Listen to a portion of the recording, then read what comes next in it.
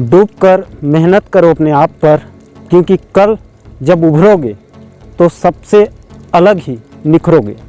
नमस्कार दोस्तों, मैं हूं आपका दोस्त लोकेश साहू और आपकी फरमाइश में नी कमाहू तो का लखा हो। और दोस्तों, आप देख रहे हैं लोकेश छत्तीसगढ़िया यूट्यूब चैनल, और आप कुछ भी कहें छत्तीसगढ़िया मतलब सबले बढ़िया। दोस्तों, आज के वीडियो में हम बात करेंगे छत्तीसगढ़ शिक्षक भर्ती की एक नए ज्वलंत मुद्दे की, स्थानीय भर्ती की, जिसमें छत्तीसगढ़ शिक्षक भर्ती के 14,580 पदों में से लगभग 2,000 से भी ज़्यादा पद कोर्ट में फंसे हुए हैं और स्थानीय भर्ती को लेकर युवाओं में भ्रम की स्थिति बनी हुई है। तो दोस्तों, आज के वीडियो में हम इसी मुद्दे को बारीकी से समझेंगे कि आखिर माजरा क्या है। साथियों, मैं वीडियो में आगे बढ़ूं उससे पहले एक दो चीज़ें साफ कर देना चाहता हूं कि पहले तो साथियों, शिक्षक भर्ती में स्थानीय भर्ती का मामला बहुत ही संवेदनशील और अहम मुद्दा है। दूसरा, स्थानीय भर्ती के मामले में जहां तक मेरा प्रश्न है, तो ना ही मैं हमारे स्थानीय जिलों के साथियों के खिलाफ हूं और ना ही मैं मैदानी क्षेत्र के उम्मीदवारों के खिलाफ हूं। मेरे लिए सभी 14,580 पदों पर चयनित सभी 14,580 प्रतिभाशाली साथी एक समान हैं। तीसरी बात दोस्तों, आज के वीडियो में मैं स्थानीय भर्ती से जुड़े तमाम पहलुओं को बारीकी से समझाने की कोशिश करूंगा, जैसे स्थानीय भर्ती का मुद्दा वास्तव में है क्या और उसका इस शिक्षक भर्ती के साथ साथ आने वाले भविष्य में के भर्तियों में क्या प्रभाव पड़ेगा। साथ ही साथ स्थानीय भर्ती को लेकर झारखंड हाई कोर्ट और खुद सुप्रीम कोर्ट ने स्थानीय भर्ती को लेकर झारखंड सरकार को क्यों लताड़ लगाई और उसका प्रभाव छत्तीसगढ़ के स्थानीय भर्ती में कैसे पड़ सकता है। इसके अलावा स्थानीय भर्ती कोर्ट केस के चलते मैदानी और स्थानीय उम्मीदवारों को दोनों को कैसे भारी नुकसान हो रहा है, और सबसे बड़ा मुद्दा कि आखिर डीपीआई ने संघ के पदाधिकारियों को साफ साफ क्यों कह दिया कि स्थानीय भर्ती में स्टे लगा हुआ है। दोस्तों, आज के स्थानीय भर्ती के मुद्दे के ऊपर मेरे पास जो आंकड़ा और तथ्य है उसी पर बात करूंगा। फिर भी किसी साथी को मेरा कोई भी शब्द बुरा लग जाए तो मैं पहले से ही माफ़ी मांग लेता हूं। और दोस्तों, एक बात और साफ कर दूं कि आज के स्थानीय भर्ती के मुद्दे को आपको सटीक तरीके से समझाने की कोशिश करूंगा, तो वीडियो थोड़ा सा लंबा हो सकता है, क्योंकि तभी आप लोग स्थानीय भर्ती मुद्दे को अच्छे से समझ पाएंगे। तो चलिए दोस्तों, वीडियो आपका और वक्त बिना जाए कि वीडियो को शुरू कर लेते हैं। साथियों, मैं बिना अगर मगर के सीधे मुद्दे पर आता हूं। तो सबसे पहले हम जानने की कोशिश करेंगे कि आखिर स्थानीय भर्ती में कोर्ट केस लगा है अथवा नहीं, इसको लेकर भ्रम की स्थिति क्यों पैदा हुई है। तो दोस्तों, इस पोस्ट को कुछ दिन पहले फेसबुक पर छत्तीसगढ़ डीएड बीएड संगठन के ऑफिशियल ग्रुप में संगठन के एक वरिष्ठ पदाधिकारी ने पोस्ट किया था, जिसमें लिखा है कि बस्तर और सरगुजा संभाग की शिक्षक के पदों पर भी लगा हुआ है स्टे। चिंता ना करें, जल्द से जल्द इसका भी निराकरण करवाएंगे। वादा था 14,580 पदों पर भर्ती करवाने का, वह करवा कर ही रहेंगे। एक एक पद महत्वपूर्ण है। उसके बाद माहौल गर्म हो ही गया था कि कल शाम होते होते छत्तीसगढ़ डीएड बीएड संगठन के सचिव माननीय सुशांत धरोई सर जी ने यह पोस्ट डाला कि आज अध्यक्ष महोदय मतलब दाऊद खान सर जी डीपीआई दौरे में थे और जो जानकारी विभाग ने उनको दी है वह यह है कि बस्तर सरगुजा संभाग एवं कोरबा जिले के शिक्षक के पदों पर भी स्टे है। मतलब दोस्तों, वर्ग 3 के सहायक शिक्षक और विज्ञान प्रयोगशाला के साथ साथ वर्ग 2 के शिक्षक पदों पर भी स्टे लगा है। यह बात हम नहीं, विभाग कह रहा है। इसके बाद से तो और मामला गर्मा गया। यह भ्रम की स्थिति भी उत्पन्न हुआ दोस्तों, क्योंकि जो कोर्ट में जो स्थानीय भर्ती का केस चल रहा है उसके एक सुनवाई के उपरांत इसके संबंध में एक ऑर्डर जारी किया गया था, जिसको आप कार्यवाही विवरण मान सकते हैं। यह अंतिम आदेश नहीं था दोस्तों। ये आप लोग तो सब भली भांति जानते ही हैं कि स्थानीय भर्ती कोर्ट केस की अगली सुनवाई 27 अगस्त को होने वाली है। इस कार्यवाही विवरण में बोला गया है कि टीचर और असिस्टेंट टीचर दोनों के लिए बस्तर, सरगुजा और कोरबा के अंतर्गत आने वाले सभी जिलों के पदों पर आगामी सुनवाई तक के लिए रोक लगाई गई है। दोस्तों, ये जो आदेश है वो 24 फरवरी 2020 का है और इसे 2 मार्च 2020 को पोस्ट करने के लिए कहा गया था। तो दोस्तों, इस भ्रम को दूर करने के लिए आपको एक तथ्य बताना चाहता हूँ। जो स्थानीय भर्ती का नियम आया था, जिसमें समय समय में बहुत से संशोधन हुए, उसमें से एक आदेश की कॉपी आपको मैं दिखाना चाहता हूँ। उसके बाद थोड़ा सा मामला और क्लियर समझ में आएगा। दोस्तों, यह आदेश कॉपी छत्तीसगढ़ सामान्य प्रशासन विभाग, मंत्रालय, अटल नगर, रायपुर से 30 मई 2019 को निकलकर सामने आई थी। दोस्तों, यह लेटर किनको भेजा गया था, तो प्रति में आप देख सकते हैं कलेक्टर जिला कांकेर, दंतेवाड़ा, बस्तर, नारायणपुर, बीजापुर, सुकमा, कोंडागांव, सरगुजा, जसपुर, कोरिया, बलरामपुर, सूरजपुर, कोरबा को भेजा गया था। विषय में स्पष्ट लिखा है कि संविधान की 5वीं अनुसूची के अंतर्गत राज्य के अनुसूचित क्षेत्रों में माननीय राज्यपाल के अधिकारों का उपयोग। दोस्तों, नीचे स्पष्ट लिखा है कि बस्तर तथा सरगुजा संभाग के अंतर्गत आने वाले जिलों के विभिन्न विभागों में जिला संवर्ग के 3य श्रेणी एवं 4th श्रेणी के पदों में उद्भूत रिक्तियों पर भर्ती हेतु केवल जिले के स्थानीय निवासी ही पात्र होंगे। लेकिन दोस्तों, इसमें उल्लेखनीय तथ्य यह है कि जिला संवर्ग के जिलों के विभिन्न विभागों में जिला संवर्ग की 3य एवं 4th श्रेणी के पदों पर जिले के स्थानीय निवासी ही पात्र होंगे। लेकिन दोस्तों, इसमें समझने वाली बात यह है कि अभी वर्तमान के 14,580 शिक्षक भर्ती के पदों में से जो शिक्षक का पद है वह जिला स्तरीय जिला संवर्ग का पद ना होकर संभाग संवर्ग का पद है, अर्थात संभाग स्तरीय पद होने की वजह से इस पर स्थानीय भर्ती लागू होती ही नहीं है। अर्थात इस आदेश के अनुसार स्थानीय भर्ती में शिक्षक भर्ती के शिक्षक के पदों पर स्टे नहीं लगाया जा सकता है।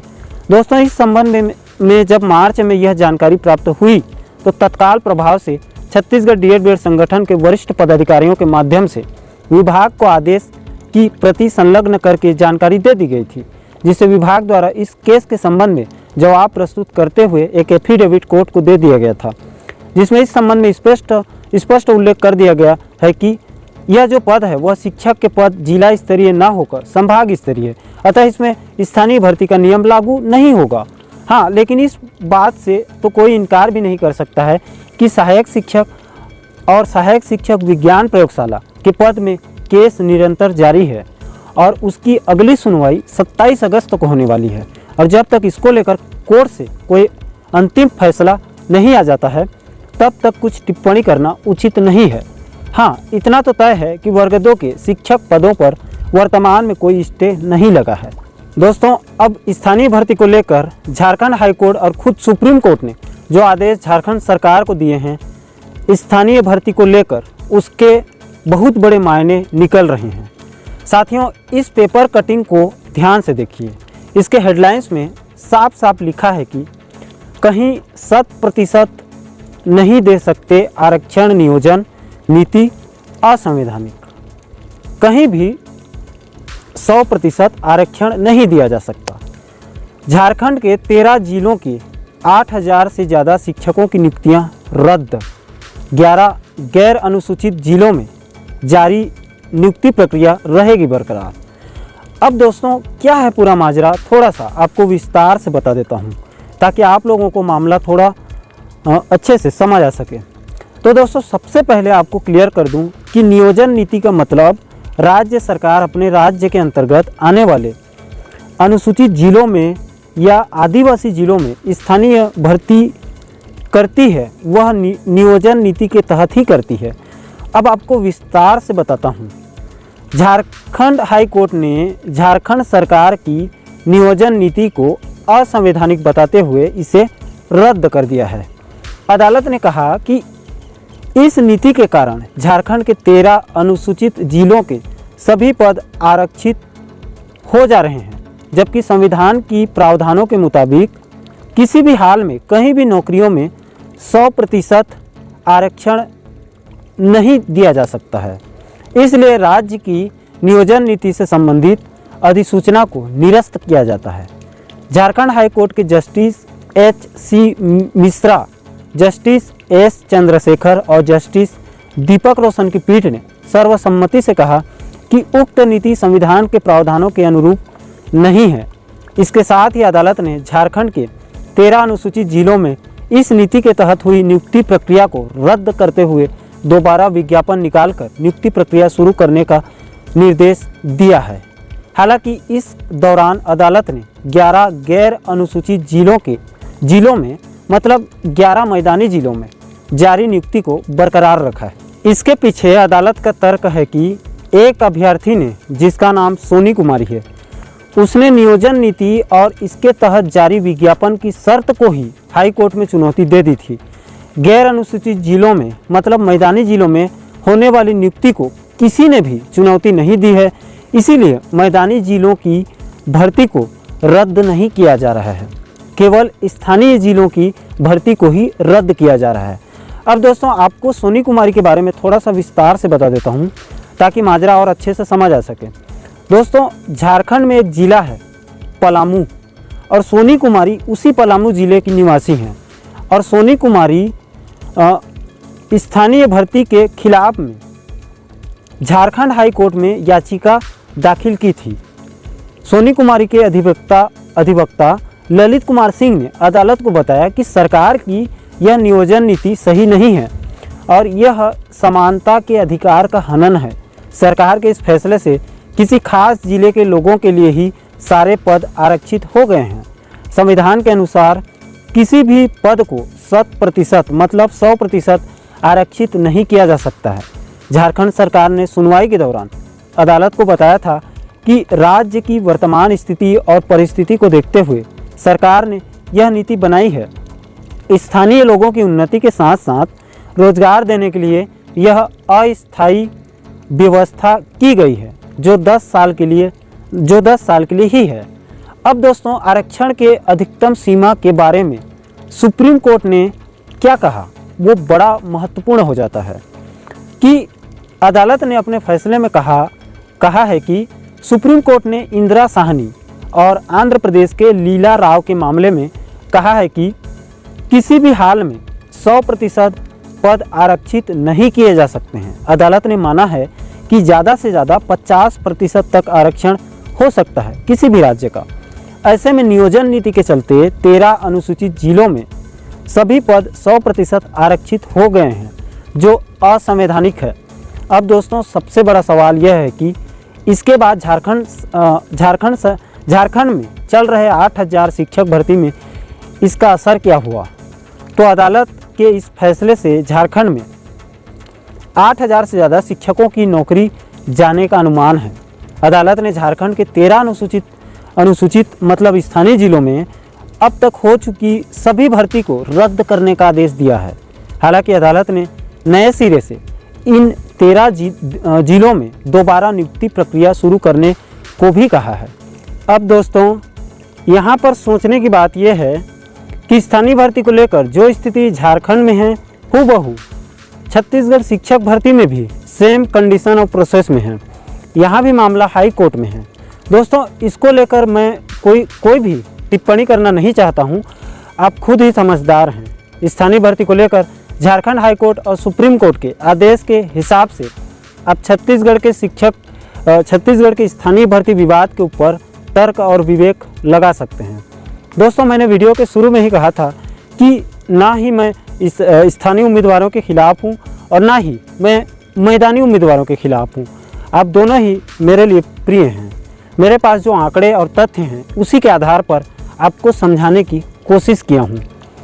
छत्तीसगढ़ शिक्षक भर्ती को लेकर लगातार सुनवाई चल रही है और इसकी अगली सुनवाई 27 अगस्त को होने वाली है। अब देखना पड़ेगा कि कोर्ट किसके पक्ष में फैसला सुनाती है। दोस्तों आप मानो चाहे ना मानो, स्थानीय भर्ती कोर्ट केस के चलते दोनों पक्षों के अभ्यर्थियों को, स्थानीय जिलों के अभ्यर्थियों को और मैदानी क्षेत्र के अभ्यर्थियों को, दोनों को ही ज़बरदस्त नुकसान हो रहा है। तो दोस्तों इसे आप 2 मिनट ध्यान से सुनने और समझने की कोशिश करें। दोस्तों उसके लिए मैं आपको थोड़ा सा पीछे ले जाना चाहता हूँ।